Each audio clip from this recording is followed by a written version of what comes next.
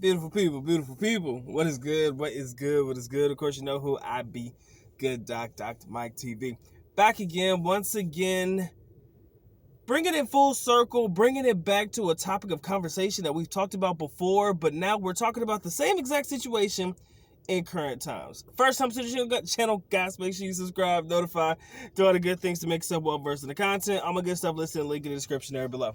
Now, there's been this wide debate, and I know you guys have heard it. I'm not the only one to bring it up. I think I've seen this on a multitude of different channels about the amount of money you need per month to live in the Philippines. Now, one of the major questions that I always get, and I think a lot of other foreign vloggers or people living in the Philippines get, foreigners living in the Philippines get, is can you live off of $500 or anything less than $1,000 a month? Now, I always like this question, and I always give basically somewhat of the same blanket statement, but today I might have to step that up just a little bit. Normally when people ask me that question or ask me that question back then, I would be like, yeah, you can, but it requires a lot of sacrifices, as in, you know, after finding you a place to stay, if your place to stay, you might have to sacrifice there, you know, with the accommodations and all that comes with it. Because again, in the Philippines, to rent a decent apartment, in my opinion, a decent one, decent as in good enough on all levels and standards, that might run you $200 to $300. So if that's the case, for a decent apartment, if that's what it runs you, of course you can find you one cheaper. You know, you've seen videos of people living in some very modest places of living, or dwellings, I should say, and they may say, yeah, man, I pay $75, I only pay $100 for this.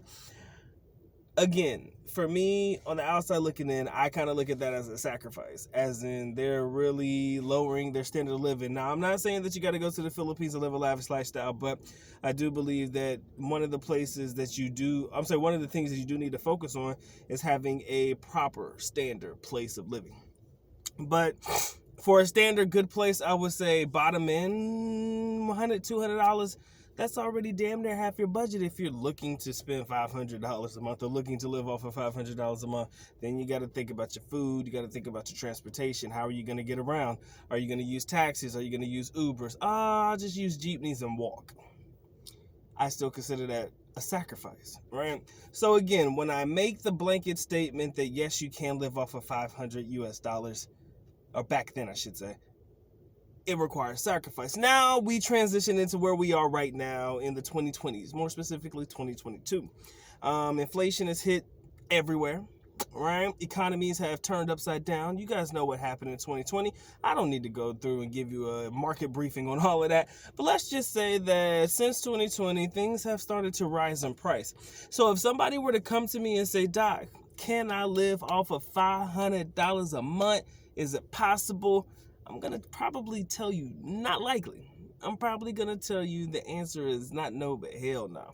You need to at least bring 1,000. And I'm talking about 1,000 at the bottom end. Again, this 1,000 at the bottom end is strictly based off of a person that's willing to make the necessary sacrifices to live in a place like the Philippines, right? Now, I'm not sure what apartments are running right now, but I'm pretty sure they're probably in the same price range, probably a little bit more. I can guarantee you they're not cheaper than what they once were.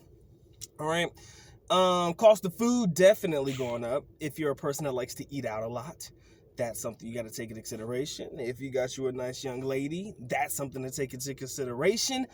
Also, if your lady likes to cook, that's something to take into consideration. You still got to buy groceries, whether you're buying it at the market, whether you're buying it at the grocery store. These are things you have to think about. So if you're thinking about going to the Philippines, ladies and gentlemen, and you're thinking that $500 a month is going to be sufficient, I'm here to tell you that's probably not that's not a good look. Probably not the best way to look at it either. But again, what I want you guys to do in the comment section below, all right, because I'm going to go ahead and end the video. I'm not going to drag this one out. But tell me how much money you think a foreigner needs. Bottom number. I mean, I know everybody's number is different. You know what I'm saying? I might be able to say my number. Y'all know what my number was, and I think my number is still sufficient. I'm like, if I can get $2,500 to $3,000 a month oh, I'm Gucci for life, and everybody be like, Doc, man, you can live in the U.S. off that type of money, bro. But there's a reason why I say that number, right?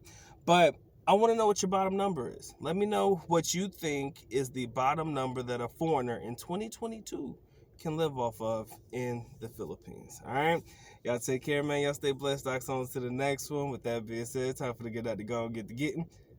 Let me go ahead and do my spiel again. With that being said, the good doc is officially out. At least nako paalam, which means I am going. Bye-bye. As always, love you guys. Sincerely do. Mahal kita. Mabuhay. Peace.